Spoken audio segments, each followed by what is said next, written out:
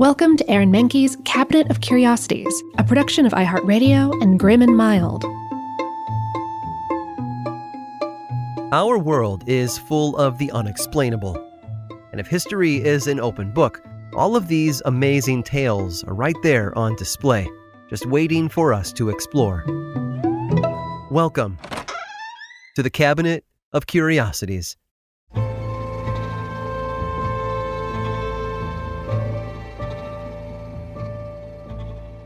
Einstein has been quoted as saying, "The definition of insanity is doing the same thing over and over again and expecting different results." Except he never actually said that. That quote has also been misattributed to Benjamin Franklin, but its true origins date back to the 19th century. The lesson is clear, though. After something is repeated enough times, the truth tends to be ignored. It's enough to drive someone, well, you know. It didn't matter how often the Brazilian people told their stories either. Their truths were also ignored. Take what happened to topographer Jose Higgins in Sao Paulo. While standing in a field in 1947, Higgins and several workers watched as a round object landed several feet away from their location. Everyone except Higgins was scared off, but the topographer stayed put, watching as three human-like creatures left the strange craft. He tried communicating with them for almost an hour. Neither Higgins nor these alien creatures could understand each other, so they boarded their UFO and flew away. 5 years later, another incident occurred in Rio de Janeiro when a journalist and his photographer spotted a similarly shaped object flying overhead. The photographer took pictures and had them published in a Brazilian magazine. UFOs and alien encounters have been reported all over Brazil for the last 70 years. 5 individual incidents were said to have occurred in the 1950s alone, including one where a fragment of a ship was recovered after it exploded over a beach in Ubatuba. But perhaps the greatest number of encounters happened in 1977, in Colares, in northern Brazil. Locals noted all kinds of discs, orbs, and cigar-shaped spacecraft flying overhead. Some had glowing lights, while others looked like they were on fire. However, the objects didn't remain in the sky.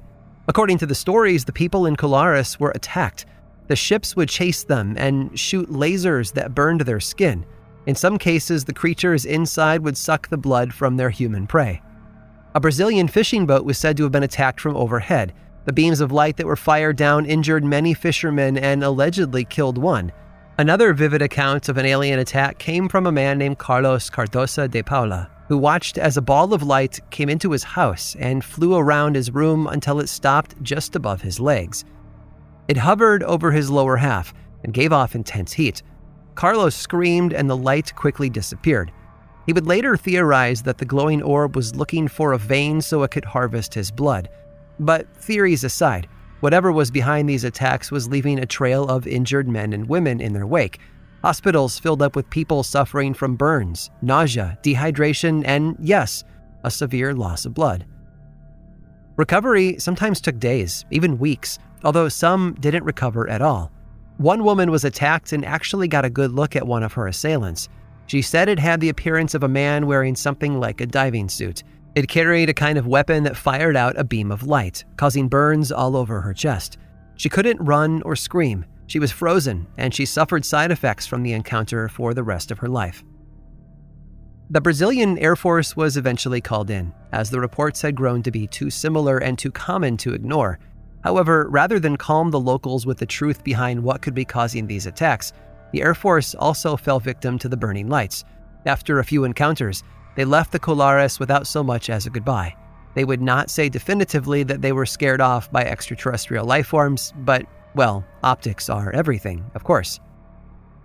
After 1978, the reports of alien attacks slowed down.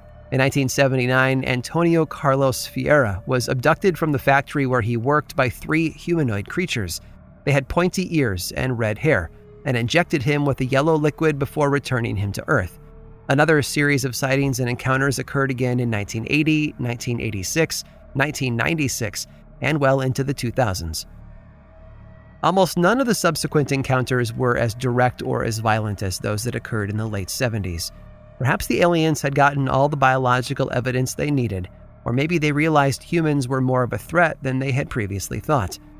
Just as with misattributed quotes, the constant repetition of the truth didn't really matter. The military and the rest of the world had made up their minds. They refused to acknowledge any of the activity, even with photographic and physical proof. But the people of Brazil know what happened to them. They just don't know why the aliens have targeted them for so long, or if the ships will ever show up again in the future. Or maybe they're already here and waiting.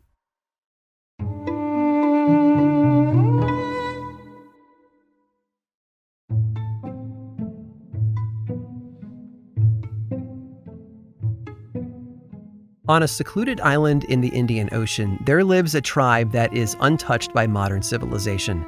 The Sentinelese tribe of northern Sentinel Island live isolated from the rest of mankind.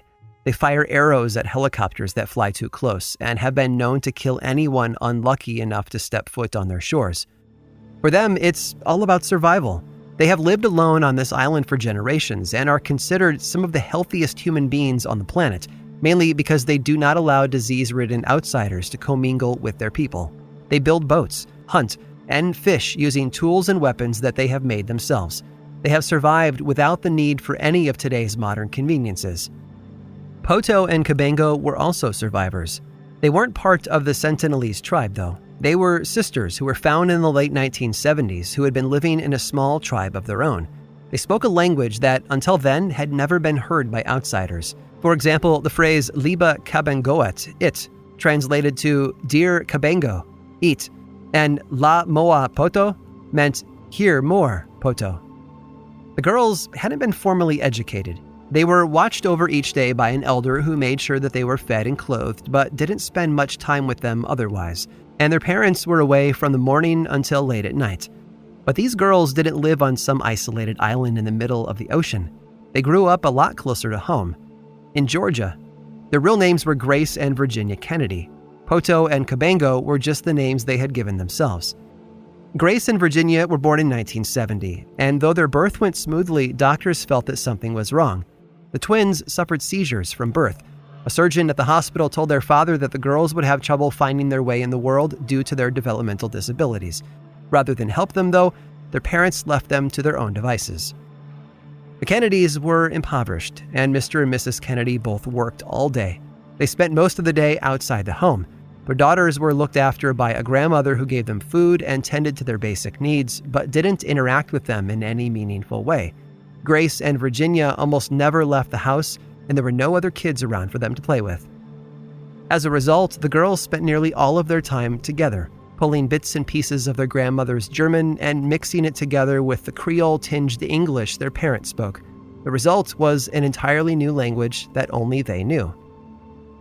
Mr. and Mrs. Kennedy thought the girls had invented their language because they were mentally unable to learn English, but linguists and speech therapists who worked with the twins discovered otherwise. It had actually been their isolation and neglect that had allowed their private language to supersede their parents' English. The girls were not developmentally challenged. According to their doctors, they were of average intelligence. They had just never been given a chance to grow. Over the years, the girls became the subjects of numerous studies, journal articles, and news pieces. Doctors also discovered the girls were not as mentally disadvantaged as previously thought. They could learn if they had been given the time and training they needed when they were younger. Over time, speech therapists helped them learn English, which still bore some of the traits of their private language, such as its speed and choppy nature. Their father also made sure they never spoke their native tongue in the house again. Eventually, Grace and Virginia were reintroduced to society. They attended school together, but took separate classes so they couldn't cheat by talking in their secret language during the day.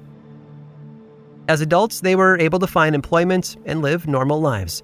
Grace and Virginia had come a long way from their isolated childhood and made-up language, and it was all thanks to the doctors and therapists who did the one thing the girls' parents couldn't do. They cared. I hope you've enjoyed today's guided tour of the Cabinet of Curiosities. Subscribe for free on Apple Podcasts or learn more about the show by visiting curiositiespodcast.com. This show was created by me, Aaron Mahnke, in partnership with How Stuff Works. I make another award-winning show called Lore, which is a podcast, book series, and television show, and you can learn all about it over at theworldoflore.com. And until next time, stay curious.